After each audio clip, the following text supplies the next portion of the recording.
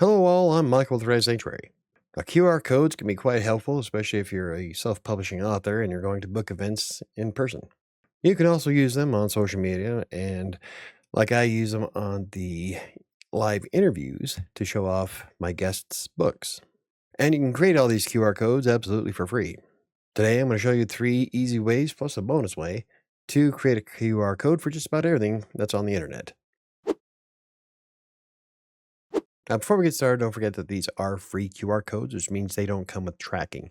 You would actually have to sign up for some of these services so that you have an account to track things like usage and traffic. But if you want somebody just to either pay you in person or buy your book or go to your website, you can print out a free one and you're good to go. And I will link to all the QR code websites in the description down below so that you can easily find them. Okay, first up we have me-qr.com, the QR code generator. This is a relatively easy app to use, and you have a few customization options. In this case, I'm going to be creating QR codes for my book, Kingmaker. So what I'm going to do is I'm going to create a URL and link. So we're going to click on that. We're going to put our link right there in the spot, and we can name it if we'd like, but we don't have the pro version, so we can't track anything, so it doesn't really matter. Next, we're going to click on customize or download the QR code. Now from here, we can either finish or we can add a little bit of flair to it. So like if, say I want to do, that'd be kind of Christmassy, and we can add a frame around it. Let's be weird, or we can do a thematic. So if we want to create one that's for food, briefcase, there's also other options that we can choose from. We can scroll down and we can change the frame's background. We can make it a transparent background. Boom. That would be great for a PNG file. Or we can just change the color itself with a hexadecimal selector. There we go. I'm just going to turn it to transparent background. Then we have all kinds of different body patterns. So we can make it stand out a little bit, be a little bit more flashy with some squiggly lines instead. We can also add a color gradient. I'm picking choose, say like we wanted to go from, let's go with kind of a grayish teal color to, let's go with the deep green there, like that. I'm not sure. You gotta also be careful when you're picking colors because some of these lighter colors might not get picked up when the camera scans a QR code. Some cameras will do just fine, but it's better to err on the side of caution. I had that backwards. Then we got scannability level. We can make it high, best quality, medium, smallest. I usually just keep it at high or best because it really doesn't matter. At least not that I've seen. Then you have external eye patterns, internal eye patterns. Change the background image. We can add logos to it, or we can add our own. I did add one logo. I can't remember what QR code it was that I made, but I was able to upload my images fine.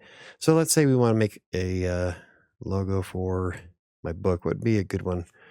Probably, I don't see an Amazon logo on here, so that's weird. They have everything else but Amazon. But anyway, like if you wanted to link to your Instagram account, you can just throw that in there so people know that this QR code goes to Instagram, but this one doesn't. It goes to my book. So, in fact, if you scan it right now, I bet it'll probably show you Kingmaker. Then you can save my templates if you create an account, which you don't have to do in order to use this tool. I'm going to change let's see. So right now I'm going to scan this and see if it works. All I'm going to do is aim my phone at the image, turn on the camera, open it up, make sure, yep, it goes to Kingmaker. Always test out your QR codes before you print them out. You want to make sure that they're going to the right website. But anyway, that's pretty much all we're going to do. We're going to print it out at 1,000 by 1,000 pixels. We can always shrink it down in Photoshop. So we're going to hit download QR code. And we're going to save it for free. Now the QR-ME website is really easy to use. It has a lot of customization options. You don't have to add all the flair and pizzazz to it. When I printed out the one for, I think it was the panel that I was on in January, the speaker panel for World Building 101, I just used a basic QR code printed out, and I had one going to my blog and my book. So people, as they were walking by, could scan it with their phones, and it'd take them straight to where you can find my book. I also printed one out from Venmo, which I was paid from a couple of times during that event. So yes, the QR code is definitely worthwhile, especially if you're in person. Okay, the next website we're going to use is qrgenerator.org. I use this one quite a bit. I just need basic stuff. I don't need a whole flair and pizzazz that's in the other website. This one works just fine. So we're going to add the URL, paste. We're going to change the colors. I'm going to go with, I'm going to change the foreground to kind of a, let's scroll down here. Boom. Well, a little bit more green.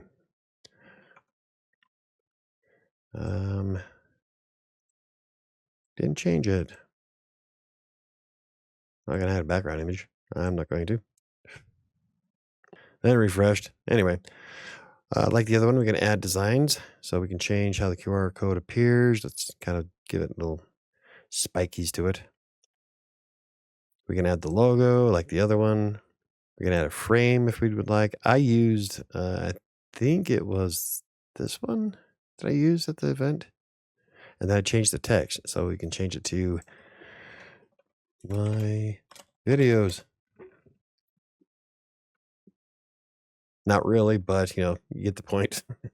And there's a few more options like changing the size. The 600 by 600 is fine for most print jobs, but you can make it as big or as small as you'd like. I use Photoshop for just about everything, so it's really nothing for me to resize it. Also, we're going to check this one. We're going to scan it with our phone just to make sure that it is going to where I want it to go. And sure shit, there it is. Like I said, QR generator is probably the one that I use the most. I have it bookmarked. I use it for just about everything. I have printed out QR codes from the other websites I'm demonstrating today, but QR generator has been perfect. Don't need to create an account. You just open up the link that's in the description down below, create your QR codes, you're good to go. And lastly, we have qrcodemonkey.com. This isn't too bad of a website. I don't use anything else that's up here, just the URL for creating QR codes, because I'm usually sending people either to the blog or the books on Amazon or Barnes & Noble, wherever I have my books. So we're going to put our URL in. We're going to replace this one. Boom, there's the URL for the book. Now, if we turn on status and eligibility, we'll have to upgrade, create a pro account, but I don't care about statistics on this. You can if you'd like. I can see the value to it. That way, your QR codes are actually being used, but they're not necessary. QR Code Monkey also has the ability to just set colors. We can change our single color to, a dark teal. I like that one. And we can change the background color. We're going to keep it white though. Then we can add the logo image, just like all the other ones. Every one of them has like a logo. This one I might add, let's say we're going to do this one because it looks kind of like a book. We can also add our own if we'd like, but in this case, we're just going to leave that one. And custom design, we're going to add, we'll add oh, I like that one. We're not going to worry about the iframe, which is these squares right here. And we're going to change the shape, though, because I kind of like being unique, or a little off anyway. Then when we're ready to make our selections, we hit the Create QR Code button. And now we can scan it just to make sure that it is correctly going to Amazon, which it does. It's really easy. All you gotta do is hold your phone up and take a picture of it. At least with the Samsung S23 is what I have, so. Then from here, we can either download the SVG, the PDF, or the EPS. I prefer the SVG files. They're not, PDF and EPS doesn't support gradients, but with an SVG, I can import it into Photoshop, where I usually include it in some kind of flyer information for my books or as me as an author. But you can really do it any file type you'd like out of those three.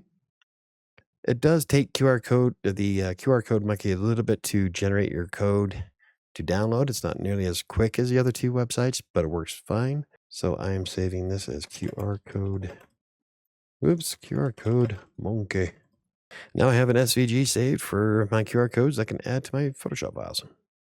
All three of these websites are really easy to use, self-explanatory. You can get kind of creative with it. And I haven't had a single problem with any of them. The other one, QR generator is my favorite out of the three.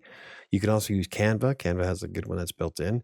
Takes a few more steps to get to your QR code because you have to add the app to your account. It's free, but it does take a little bit longer. And when you just want to get something quickly up there and print it out for your book event or as an author or whatever you want to use the QR code for, these three here are some of the fastest.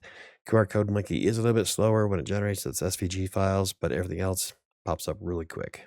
And lastly, as a bonus, if you're using Google Chrome, you can right-click just about any website and you get the option to create a QR code. Chrome will go ahead and create the code with its little dinosaur that's in the middle, and you just you can use the link that you've already on the website that you're using, or you can enter in any URL you'd like, then you hit download. That's all you got to do. Now, Google Chrome doesn't have all the flashy bells and whistles, but you don't have to go to any website. You can just right-click whatever screen you're on and create the QR code with it. Personally, I prefer adding a little bit more pizzazz to it. Like I like changing the colors and maybe adding the logo of whatever I'm printing out. I've shared my YouTube channel with QR codes with the logo that's built in. I just remembered. And you can't do that with Chrome. So you get the dinosaur. Anywho, that's all there is to it. There's quite a few tools out there, but the three that I demonstrated today, Canva and Google Chrome, so there's 5. There's plenty more out there. And there's nothing wrong with upgrading your account if you want to track that information. I don't really care at this juncture. I don't sell a lot of books or go to a lot of events, so I don't know who's using my code. But after the 2 in-person events that I've been to, I'm kind of impressed with how often QR codes are actually used in public. I don't think I've ever used it myself until now, but kind of convenient. The only thing is that you have to be kind of careful because QR codes can be um, hacked or altered in order to send people to the wrong websites, into nefarious websites, bad stuff. You see a lot of these scams running around, especially in parking garages where somebody puts a QR code over top of the original so that it sends them to some fake website where they start stealing money or information. Now, when you're at an author event, the risks are negligible, mostly because most of us authors are going to keep an eye on our sheets. But QR codes can be kind of convenient, so I don't know. Got to take the good with the bad, I guess. Anywho, if you enjoyed the video, hit the like button. For more videos about self-publishing, blogging, freelance writing, or anything else I cover, hit the subscribe button. Don't forget to hit the notification bell. I think it's going to do it for me today. I got a majorly big blog post to write. I'll see you next time.